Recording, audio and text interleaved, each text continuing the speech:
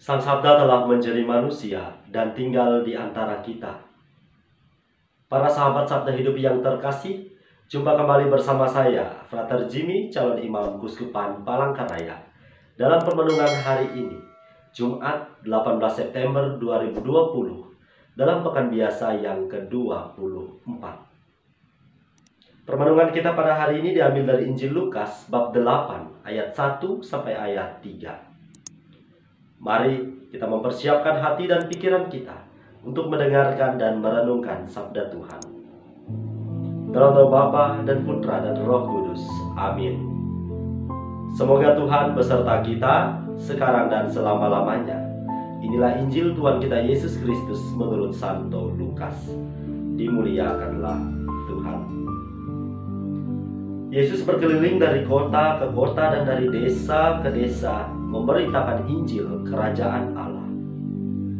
Ke-12 murid menyertai dia dan juga beberapa wanita yang telah disembuhkannya dari roh-roh jahat serta berbagai macam penyakit selalu menyertai dia.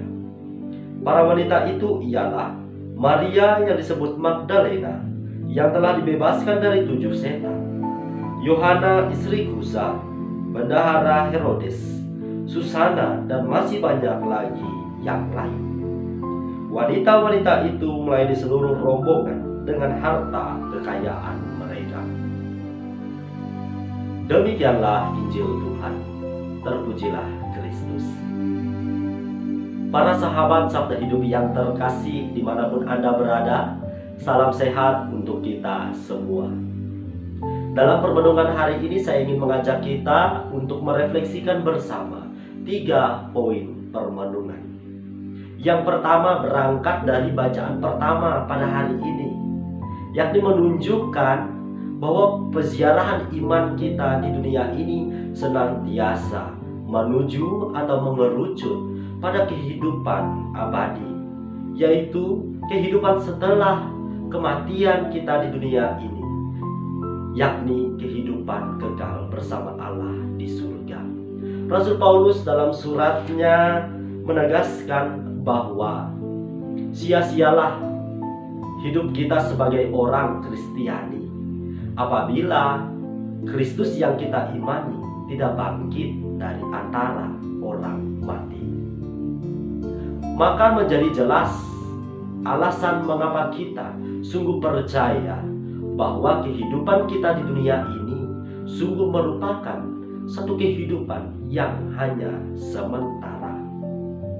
Kehidupan kita di dunia ini, apabila nanti masing-masing dari kita sudah meninggal, bukan berarti kehidupan kita telah berakhir, melainkan hidup kita akan terus berlanjut menuju kehidupan yang abadi, yakni yang kita dambakan hidup bersama Allah di surga. Maka para sahabat Sabda Hidup yang terkasih, bacaan pertama pada hari ini sungguh meneguhkan iman dan keyakinan kita ini, bahwa hidup kita di dunia hanyalah sementara saja. Dan nantinya karena kita sungguh mengimani Kristus yang bangkit dari antara orang mati, maka kita pun juga berharap kelak akan dibangkitkan. Permenungan yang kedua yakni tentang ikut ambil bagian mewartakan Injil Allah, yakni mewartakan kabar sukacita, karya keselamatan yang dari Allah. Bahwa karya pewartaan yang kita turut ambil dalam kehidupan kita setiap harinya senantiasa membawa pada kesadaran untuk berbagi berkat dan sukacita kepada setiap orang yang kita jumpai. Para sahabat Sabda Hidup yang terkasih, sebagai orang-orang Kristiani, orang-orang Katolik, tentu kita memiliki tugas dan peranan yang sama, yakni turut ambil bagian dalam misi gereja ini, menghadirkan sukacita, kabar gembira, karya keselamatan Tuhan Allah ini di tengah kehidupan kita setiap hari.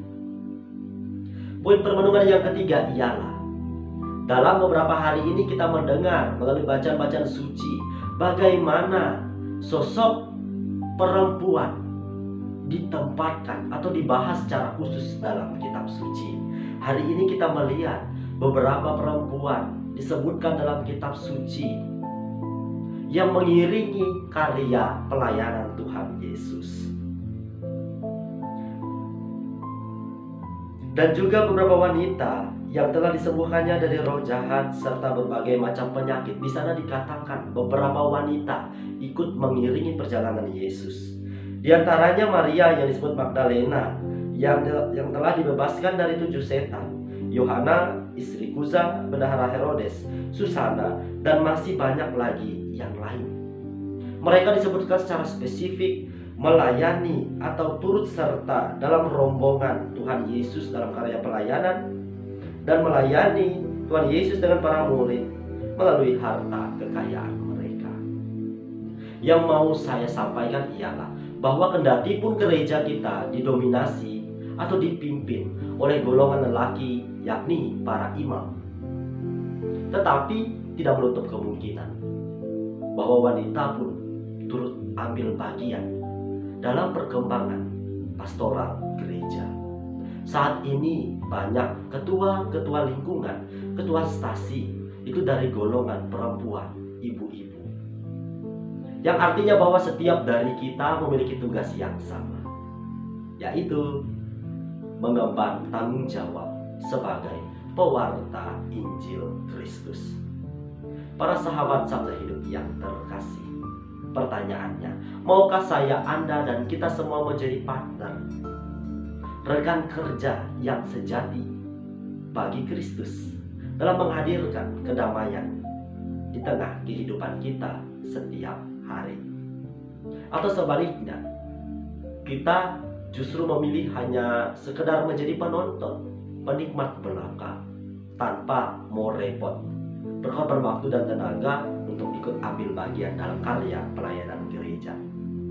Semoga buah-buah permenungan ini mampu mengantarkan kita pada refleksi pribadi yang lebih mendalam, agar kita sungguh berjalan menuju kepada kedewasaan iman.